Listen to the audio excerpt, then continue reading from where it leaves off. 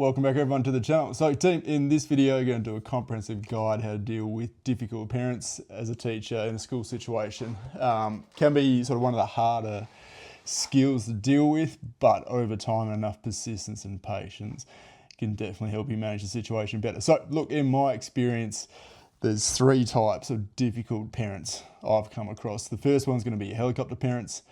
Okay, parents, everything they do is correct, and they're sort of overbearing, overprotective of their child. Okay, you've also got the defensive parent. Okay, my kid would never do this. How dare you suggest this? My kid acts different like this at home. You must be doing it wrong as a teacher. And then finally, the email warrior. Okay, everything goes on email. Yet when you try to phone this parent, they seem to go missing or aren't able to be contacted. So step one, how to deal with difficult parents. Stay calm and stay professional. Make sure before you go into the conversation, whether it be phone, in person, or even an email, try not to email initially. I try to do phone, or even better, to get a one-on-one conversation with the parent. Just have what the situation is, whether the student's being disruptive in class, whether the student's playing up, not completing work, whatever it happens to be, have that as the main task. Okay, have it. The goal, what you want to achieve, you want the student to be better behaved in class, student to arrive on time to class, whatever it happens to be, have the objective there. So if it does start conversation, does start to take more of a emotional tone, you can always revert back to the situation. Okay, keep a professional tone as well. Don't use emotive language. I know, especially when you're newer to the profession and you put in these situations, they can be confronting. But I mean, you know, whatever the saying is, there's three sides to the story: your side, my side, and the truth. So your side is the teacher, and the parent side and the student side are all going to be different, but there's going to be a level of understanding there if you can get to it. Next point, don't reply to emails angry. So part of your professionalism. Okay, it can be tempting to write back straight away or reply, but just take a few moments, take a couple of hours, take overnight. Okay, the best, or one of the best pieces of advice I got is when you start having these difficult conversations, is keep the emotion out of it. So don't react to it. Don't feel like you're going to respond instantly, because that's just going to escalate the situation. Step two, clarify, don't defend. It's going to, especially if your back's against the wall, or you feel like you've been attacked by the parent, just say what the situation is and don't try to defend it. Okay, so look, this is a situation.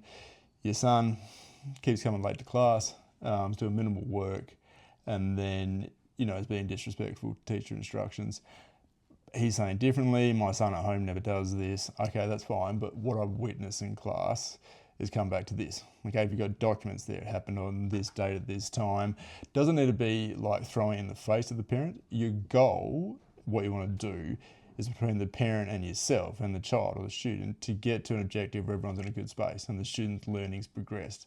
But to do that, you as a teacher need to set some ground rules or some foundations done.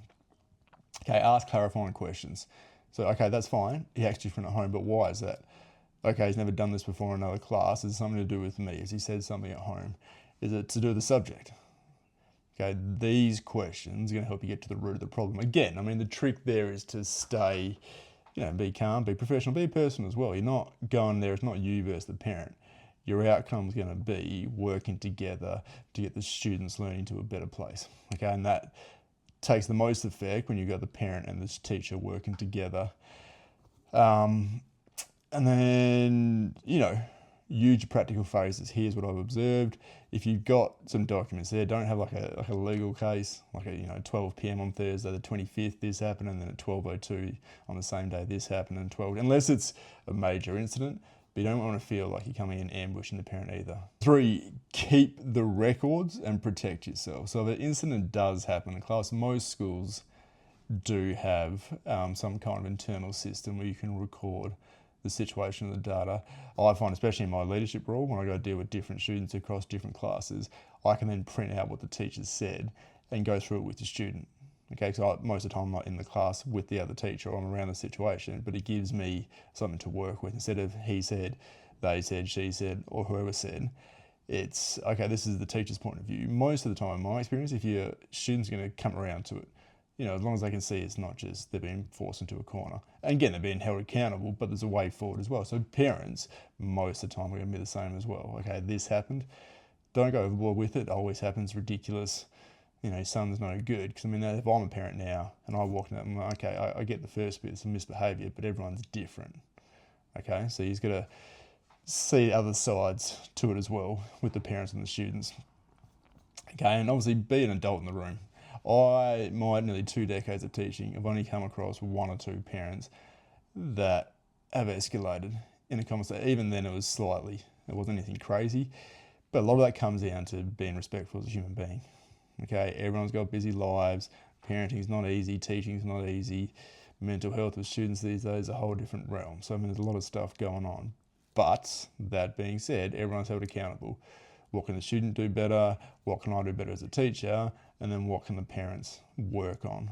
Okay, if you get everyone working together, that's where the most impact happens from. And then the final point there is just to make sure you get some kind of follow-up as well. Anytime I'm dealing with a parent over the phone or in person, even email, I usually follow up on the same day for the next couple of weeks. So just letting you know, that's fine. I appreciate everything going forward. I'll follow up with you next Friday at this time to touch base. If I can't get in contact with you over the phone, might have to do it email. Okay, everyone, depending on what time of day is and everyone's jobs and stuff, everyone's busy. So you just want to make sure that helping everyone out. So look, dealing with difficult parents isn't easy, but it's a part of the job and you can't avoid it. Okay, those difficult conversations do get easier the more you do it. So stay calm and clarify, don't defend, keep the records and maintain the relationships. You do these steps, it's going to make the process a whole lot easier. Okay, in the comments below, let me know any more techniques that you've had successfully dealing with difficult parents. And in the meantime, like always, thanks for listening, and I'll catch you next time.